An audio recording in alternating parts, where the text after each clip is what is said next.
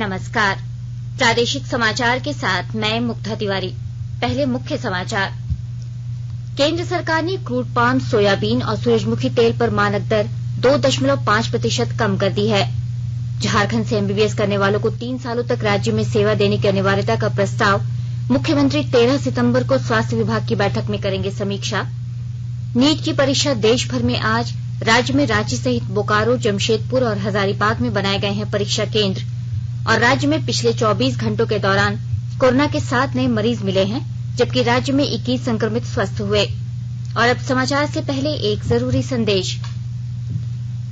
देश भर में 18 वर्ष से अधिक आयु के सभी लोगों के लिए सरकारी केंद्रों में निःशुल्क टीकाकरण अभियान चलाया जा रहा है। हमारे युवा श्रोताओं से अपील है कि वे कोविड रोधी टीका जरूर लगवाएं और दूसरों को भी इसके लिए प्रेरित और सहयोग करें।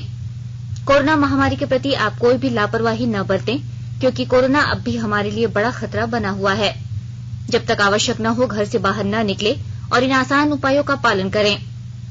मास्क लगाएं, 2 गज की सुरक्षित दूरी बनाए रखें, बार-बार हाथ धोएं और चेहरा साफ रखें। कोविड से संबंधित जानकारी और मार्गदर्शन के लिए राष्ट्रीय हेल्पलाइन काम कर रही हैं। इनके नंबर हैं 011-2397-8046 और 1075। इसके अलावा राज्य हेल्पलाइन नंबर 104 डायल कर समस्या का त्वरित समाधान लिया जा सकता है। और अब समाचार विस्तार से। केंद्र सरकार ने उपभोक्ताओं को उचित मूल्य पर खाद्य तेलों की उपलब्धता सुनिश्चित करने के लिए क्रूड पाम, सोयाबीन और सूरजमुखी तेल पर मानक दर कम कर 2.5% कर दी है। रिफाइंड पाम, सोयाबीन और सूरजमुखी तेल पर शुल्क की मानक दर घटाकर 32.5% कर दी गई है। नई दरें कल से प्रभावी हो गई हैं।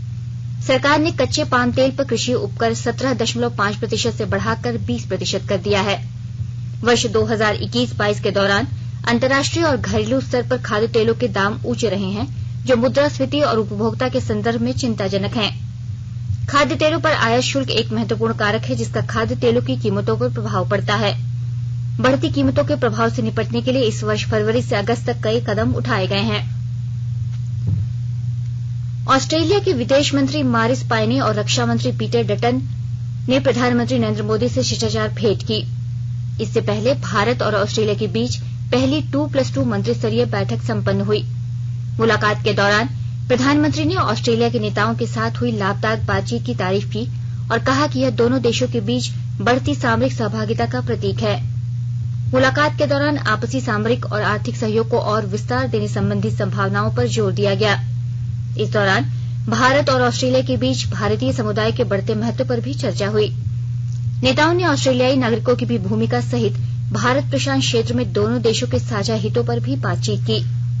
प्रधानमंत्री ने ऑस्ट्रेलिया के साथ अपने रिश्तों की प्रशंसा करते हुए कहा कि ऑस्ट्रेलिया के प्रधानमंत्री स्कॉट मॉरिसन ने पिछले साल दोनों देशों के बीच बनी व्यापक सामरिक भागीदारी को तेजी से आगे बढ़ाने में महत्वपूर्ण भूमिका निभाई है। श्री मोदी ने सुविधा अनुसार भारत दौरे के लिए प्रधानमंत्री मॉरिसन को अपने न्योते को फिर से याद किया। देश के 75वें स्वाधीनता दिवस समारोह के उपलक्ष्य में आजादी का अमृत महोत्सव के अंतर्गत प्रादेशिक समाचार एकांश आकाशवाणी रांची द्वारा स्वाधीनता संग्राम और उसके गौरवशाली इतिहास पर 18 अगस्त से साप्ताहिक अमृत महोत्सव क्विज का शुभारंभ किया गया है।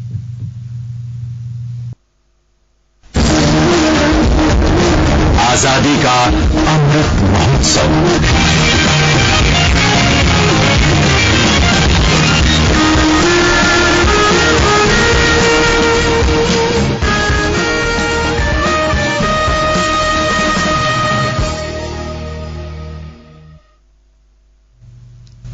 उपराष्ट्रपति एम वेंकैया नायडू ने कहा है कि भारत ने कोरोना महामारी से निपटने में विकसित देशों के मुकाबले अधिक अच्छी तरह से कामयाबी हासिल की। चेन्नई में हिंदुस्तान वाणिज्य परिसंघ के प्लैटिनम जयंती समारोह में उपराष्ट्रपति ने कहा कि राष्ट्र को देशवासियों की सेवा में उल्लेखनीय योगदान के लिए चिकित्सा समुदाय और स्वदेशी टीका विकसित करने के लिए वैज्ञानिकों पर गर्व है। कोरोना की तीसरी लहर की आशंका को देखते हुए उन्होंने सभी देशवासियों से जल्द टीका लगवाने की अपील की।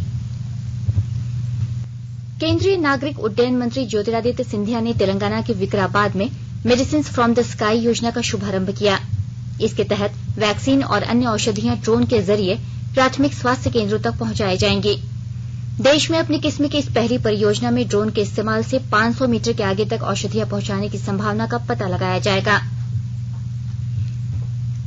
झारखंड के मेडिकल कॉलेजों से एमबीबीएस करने वाले छात्रों को अब 3 सालों तक राज्य में सेवा देने की अनिवार्यता कर दी गई है। इसके लिए विद्यार्थियों को नामांकन के समय ही इस संबंध में बॉन्ड भरना होगा। यदि छात्र 10 सालों तक राज्य में सेवा देने पर अपनी सहमति देते हैं तो पीजी कोर्स में इनके लिए 15% सीट आरक्षित करने का प्रस्ताव भी है। स्वास्थ्य विभाग की ओर से यह प्रस्ताव तैयार किया गया है, जिस पर मुख्यमंत्री हेमंत सोरेन 13 सितंबर को स्वास्थ्य विभाग की बैठक में समीक्षा करेंगे। आकाशवाणी के ताजा तरीन समाचारों के लिए आप हमारी वेबसाइट newsonair.com पर लॉग ऑन कर सकते हैं।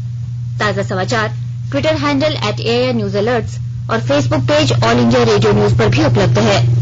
आप प्रादेशिक समाचार एकांश के ट्विटर हैंडल @AIRNews_रांची और फेसबुक, इंस्टाग्राम पेज तथा YouTube channel AIR news Ranchi पर भी हमारे बुलेटिन सुन सकते हैं।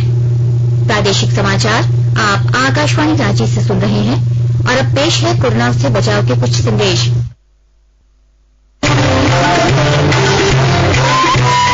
कोविड-19 से बचाव और सुरक्षित रहने के 3 उपाय। मास्क लगाएं, 2 गज दूरी है जरूरी, सुरक्षित दूरी रखें, हाथ और मुंह साफ रखें।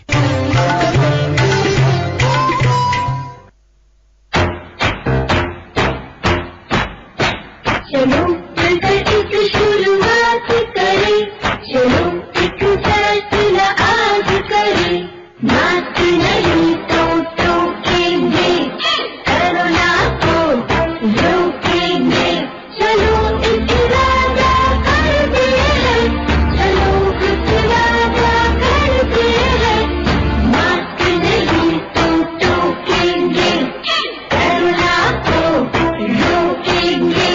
भारत सरकार द्वारा जनहित में जारी। केंद्र सरकार कोविड महामारी के दौरान लोगों की सुविधा के लिए बनाई गई राष्ट्रीय स्तर की हेल्पलाइन नंबर के बारे में लोगों को जागरूक कर रही है। सूचना प्रसारण मंत्रालय अपने विभिन्न विभागों के माध्यम से इन हेल्पलाइन के बारे में जागरूकता बढ़ा रहा है। विभिन्न हेल्पलाइन नंबर इस प्रकार हैं। कोविड संबंधी सवालों के जवाब देने के लिए स्वास्थ्य और परिवार कल्याण मंत्रालय की हेल्पलाइन है 1075, राज्य हेल्पलाइन नंबर है 104, महिला और बाल विकास मंत्रालय की चाइल्ड हेल्पलाइन है 1098, वरिष्ठ नागरिकों के लिए सामाजिक न्याय और अधिकारिता मंत्रालय की हेल्पलाइन है 14567, मनोवैज्ञानिक सहायता के लिए राष्ट्रीय मानसिक स्वास्थ्य और तंत्रिका विज्ञान संस्थान निम्हांस का नंबर है 0804 611 0007, आयुष कोविड परामर्श हेल्पलाइन नंबर है 14443 और MyGov WhatsApp app help desk number है 9013 151515।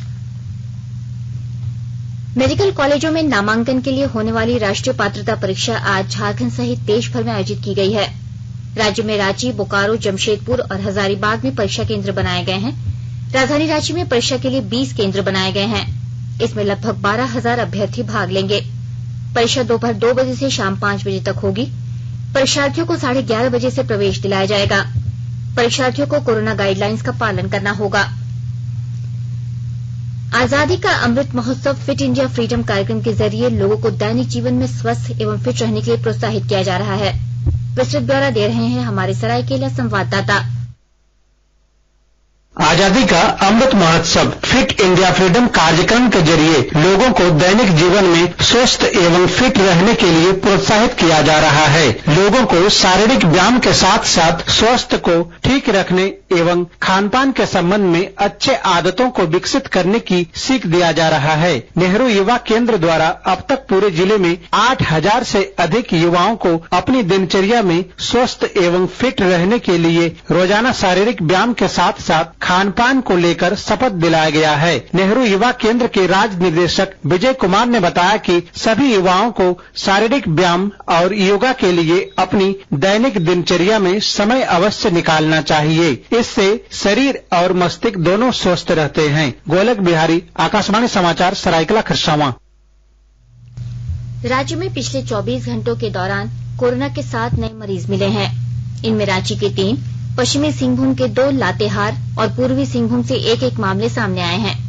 राज्य में फिलहाल कोरोना के सक्रिय मरीजों की संख्या घटकर 128 हो गई है। वहीं राज्य में 21 संक्रमित स्वस्थ हुए हैं। गिरिडीह जिले के बेंगाबाद थाना क्षेत्र में बीती रात सड़क दुर्घटना में एक पुलिस अधिकारी की मौत हो गई है, जबकि 5 लोग घायल हुए हैं।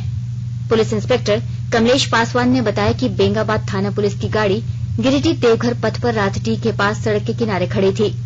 तभी पीछे से गैस सिलेंडर ढोने वाली ट्रक ने जोरदार टक्कर मार दी। इस घटना में पुलिस अधिकारी विनय हांसदा हादसा के शिकार हो गए और उनकी मृत्यु घटना स्थल पर ही हो गई। गोड्डा जिले के महागामा थाना क्षेत्र के नया नगर गांव में एक युवक का शव बरामद हुआ है। प्राप्त जानकारी के अनुसार हत्या 2 दिन पूर्व हुई है। मृतक की पत्नी ने उसके बड़े भाई पर हत्या का आरोप लगाया है। पुलिस बड़े भाई को गिरफ्तार कर मामले की जांच कर रही है। कोडरमा के डोमचांच थाना क्षेत्र के बगड़ों में कुएं से गिरने से 2 युवतियों की मौत हो गई है। एक युवती कुएं में गिर पड़ी और इसे बचाने के क्रम में दूसरी युवती भी कुएं में गिर गई।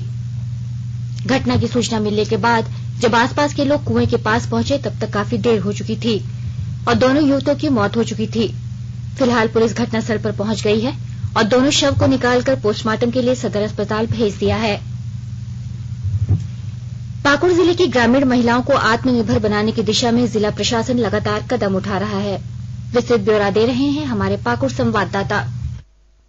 शासन और प्रशासन जहां कोरोना की तीसरी लहर से निपटने की तैयारी में जुटा हुआ है, तो दूसरी ओर गांव की महिलाएं कोरोना की इस विकट परिस्थिति को अवसर के रूप में बदलने का काम कर रही हैं। सरकार की राष्ट्रीय ग्रामीण आजीविका मिशन के तहत बेकरी कारोबार को स्वावलंबन का जरिया बनाने में पूरी लगन के साथ ग्रामीण महिलाएं जुटी हुई हैं। बेकरी कारोबार से महिलाएं स्वावलंबी और आत्मनिर्भर तो बनेगी ही साथ प्रधानमंत्री के लोकल के वोकल के सपने को भी साकार करेगी। जिले के गंधाईपुर, हिरानंदपुर, सोनाजोड़ी एवं बलिया डांगा की स्वयं सहायता समूह से जुड़ी सखी दीदियां बेकरी उत्पादन के यूनिट के जरिए बिस्किट, गोंद का लड्डू, चॉकलेट का कारोबार कर खुद कमाने के साथ साथ अन्य ग्रामीण महिलाओं को रोजगार मुहैया कराने का भी काम करेंगी। राम प्रसाद सिन्हा, आकाशवाणी समाचार, पाकुड़।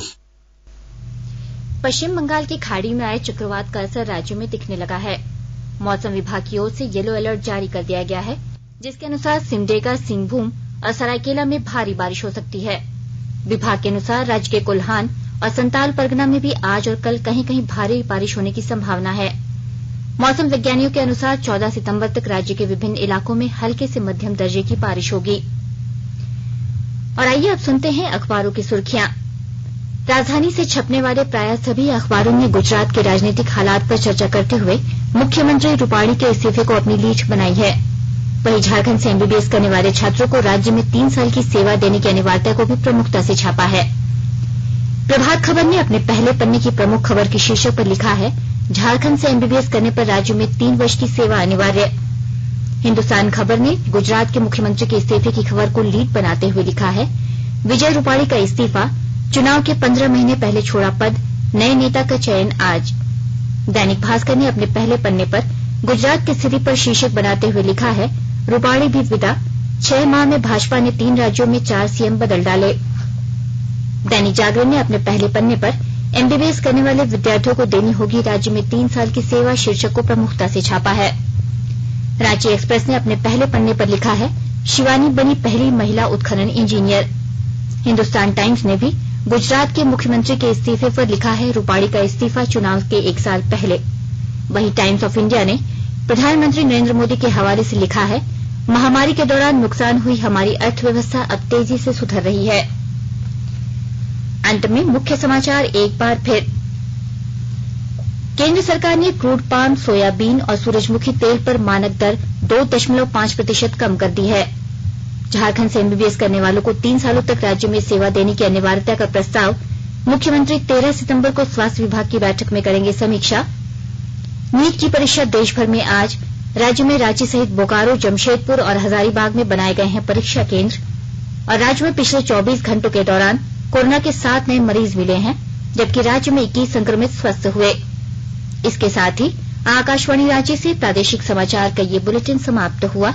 नमस्कार।